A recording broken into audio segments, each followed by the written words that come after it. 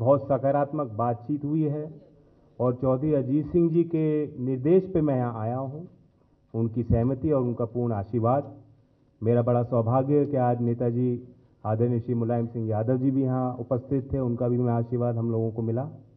और बहुत खुशी के साथ मैं बताना चाहता हूँ, राष्ट्रीय लोकदल के कार्यकर्ताओं को संदेश देना चाहता हूँ कि जो प्रभावी गठबंधन पूरे उत्तर प्रदेश में पहले से काम कर रहा था, समाजवादी पार्टी और बहुजन समाज पार्टी का, जिसमें बड़ी पहल माननीय अखिलेश यादव जी ने और माननीय बहन कुमारी मायावती जी ने ली है, राष्ट्रीय आवश्यकताओं को देखते हुए, समाज की आवश्यकताओं को देखते हुए, नौजवान, किसान और दलित वर्गों की अपेक्षाओं को देखते हुए, उम्मीदों को देखते हुए उस पहल में राष्ट्रीय लोकदल भी शामिल रहेगा। मैं कार्यकर्ताओं से उम्मीद रखता हूं, चौधरी अजीत सिंह जी को पूर्ण विश्वास है कि सभी 80 की 80 सीटों पर हमारे कार्यकर्ता, हमारे पदाधिकारी दिल लगाकर इस गठजोड़ के चुने हुए उम्मीदवारों को जिताने के लिए मेहनत करेंगे। पूरी 80 सीटों पर चुनाव लड़ाने की बात है और 3 सीटों पर राष्ट्रीय लोकदल का चुनाव चिन्ह होगा। लेकिन फिर मैं दोहरा रहा हूं कि चौधरी अजीत सिंह जी की उम्मीद है और पूरा विश्वास है कि डट के खड़े होंगे हमारे कार्यकर्ता और पूरी 80 सीटों पर हमारा फोकस होगा। अभी तक की जितनी भी बातचीत आपसे हुई है, हर बातचीत में मैंने यही कहा है कि कांग्रेस हमारे साथ है, गठबंधन में साथ है। आदरणीय मायावती जी, बहुजन समाज पार्टी, आज हमारे साथ जयंत चौधरी जी हैं, कांग्रेस पार्टी भी साथ है। तो ये सवाल आपके मन में कहां से आ जाता है कि कांग्रेस पार्टी साथ नहीं है? तो मैंने कितनी बार कहा आपसे कि कांग्रेस पार्टी भी महागठबंधन में है। 2 सीटें कांग्रेस पार्टी के पास हैं, वो चुनाव लड़ेंगे। उनके बारे में कौन सा दल, कौन शामिल हो रहा है, ये चर्चा का विषय है। लेकिन ये महागठबंधन है जो किसान, गरीब, मजदूर, नौजवानों को जो लगातार अन्याय हुआ है। बताओ, हमारा किसान खेत में चौकीदार बन के रह गया, रात भर नहीं जग रहा क्या? बताओ आप, रात भर अपनी फसल बचा रहा है और फिर कर्ज माफी के सपने दिखा करके कहां कर्ज माफ हुआ?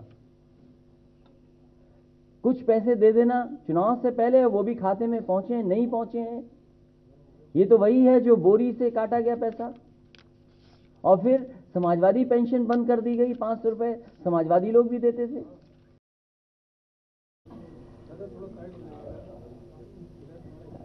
मुझे खुशी है इस बात की कि आज नौजवान साथी जयंत चौधरी जी, आदरणीय अजीत सिंह जी की party, Bahujan Samaj party, Samajwadi party, Congress party की जितनी भी सीटें थी उत्तर प्रदेश की और हमारे और सहयोगी दल, सबका ये सबसे बड़ा महागठबंधन है। सभी दल साथ आए हैं और कई मौकों पर मैंने आपसे कहा है कि देश और प्रदेश में आज जो किसानों की हालात है, नौजवानों के सामने जो भविष्य का संकट है, व्यापारियों के सामने जो व्यापार बर्बाद हो गया है, जो आज हर वर्ग के लोग निराश हुए हैं, उन सबको नई दिशा में ले जाने के लिए, खुशहाली के रास्ते पे ले जाने के लिए ये सभी दलों का एक संगम हुआ है। ये जहां विचारों का संगम है, वहीं गरीब और जो कमजोर लोग हैं उनकी एक ताकत बनी है। और हमें उम्मीद है कि जब लोकसभा चुनाव की तारीख आ जाएंगी, देश को जहां नई सरकार मिलेगी, वहीं नए प्रधानमंत्री भी देश को मिलने जा रहे हैं। मैं एक बार फिर आदरणीय अजीत सिंह जी का धन्यवाद देता हूं, जैन जी को बधाई देता हूं, आदरणीय मायावती जी का भी मैं धन्यवाद देता हूं कि लगातार ये कोशिश हुई, प्रयास हुआ है कि सभी दल आकर के उत्तर प्रदेश में एक विकल्प के रूप में एक गठबंधन जो बड़ा बना है, सभी को साथ लेकर चलने का काम हो रहा है। ये बांट दीजिए पहले। ये हम भी बांट दे रहे हैं और देखिए सब इसमें है, स्टेटमेंट में। दीजिए। हाँ, नहीं बोल देंगे, पहले आपको बांट दें, आपस में थोड़ा बांट लीजिए। इधर भी पड़ी है बहुत, पीछे भी दे दीजिए। धन्यवाद, दे दीजिए।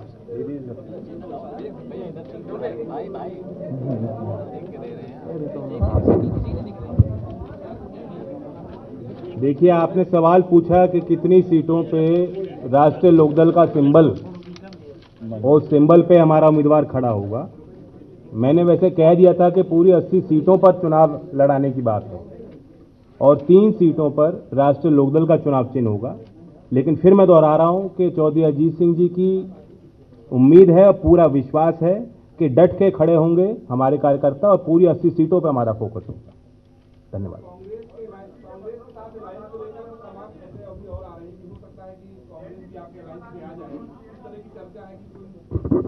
देखिए,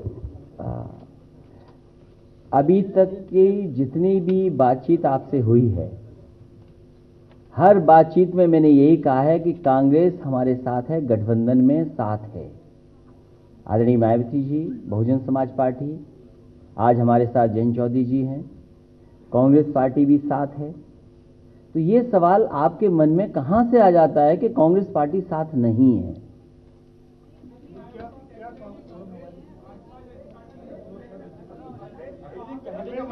कांग्रेस की गठबंधन हो गया, सपा बसपा की सीटें सामने आ गई हैं, आरएलडी की सीटें सामने आ गई हैं, बात चल रही थी कि कांग्रेस की छावनी हो सकती है, जैसा देश का आप क्या बता रहे हो?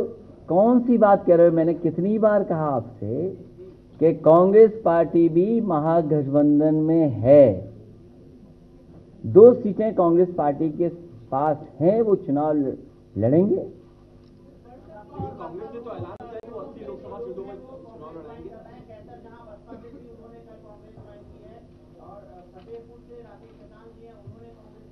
देखिए, उनके बारे में कौन सा दल कौन शामिल हो रहा है ये चर्चा का विषय है, लेकिन ये महागठबंधन है जो किसान, गरीब, मजदूर, नौजवानों को जो लगातार अन्याय हुआ है। बताओ, हमारा किसान खेत में चौकीदार बन के रह गया, रात भर नहीं जग रहा क्या? बताओ आप, रात भर अपनी फसल बचा रहा है और फिर कर्ज माफी के सपने दिखा करके कहां कर्ज माफ हुआ? कुछ पैसे दे देना चुनाव से पहले, वो भी खाते में पहुंचे नहीं पहुंचे हैं। ये तो वही है जो बोरी से काटा गया पैसा। और फिर समाजवादी पेंशन बंद कर दी गई, 500 रुपए समाजवादी लोग भी देते थे। अभी बकाया है गन्ने का, बताइए कितना बकाया है गन्ने का। इसलिए किसान को रास्ता दिखाना है। और पहले भी कहा कि कम से कम किसानों का, और हम सब लोग सहमत हैं, जयंत चौधरी जी भी सहमत हैं, गन्ने के इलाके से आते हैं। बताओ, आज भी तकलीफ में है किसान। कितनी बार भरोसा दिलाया कि 14 दिन में दे देंगे भुगतान। इसलिए संपूर्ण अगर कर्ज माफ होगा तभी जाकर के हमारा किसान खुशहाल हो पाएगा। नई दिशा से एक बार फिर सोचना पड़ेगा किसान के बारे में।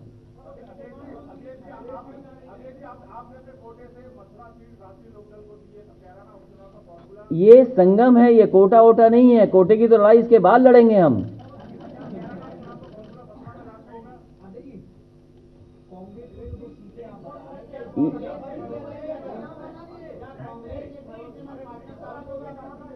चौधरी जी, एक सवाल यह है कि माननीय मुख्यमंत्री अखिलेश जी ने समर्थन तो दिया है, कभी भविष्य में जितने सीटों पर आप चुनाव लड़ रहे हैं, क्या भविष्य में विश्वास पर एक खरा उतरा जाए? कभी ऐसा तो नहीं है कि गांठ छोड़ करके जरूरत लगे किसी को तो उसमें सम्मिलित हो जाएंगे आप?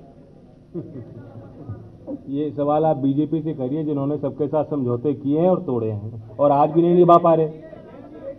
क्यों उनके सहयोगी दल इतने नाराज हैं उनसे? तो हमारी राह साफ है। मैंने कहा ये संगम पुराना है और ये आगे भी निभेगा और हमें इनके साथ काम करने में जो आराम है और दिल से जो बात निकलती है वो और कहीं निकल नहीं सकती। तो स्वाभाविक है, दिल से जुड़ा है तो चलेगा ना।